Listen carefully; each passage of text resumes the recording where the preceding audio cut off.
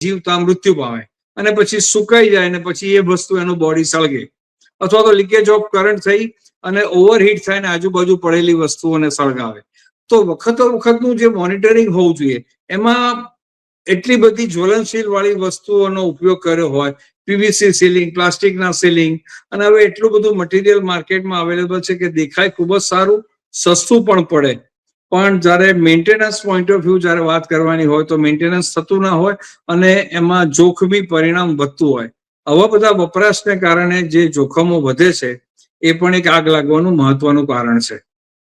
બરાબર છે, આ તમારી વાત સાચી છે કે આ પણ ઘણા બધા કારણો છે.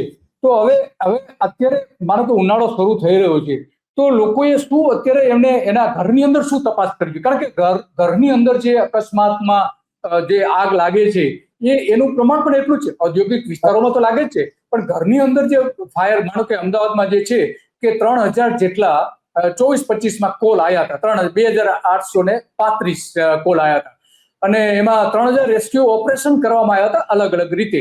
તો આટલા મોટા પ્રમાણમાં રહેણાંક વિસ્તારમાં જ્યારે આગના બનાવો બનતા હોય છે, દર મહિને લગભગ સમજો ને કે 38 થી 40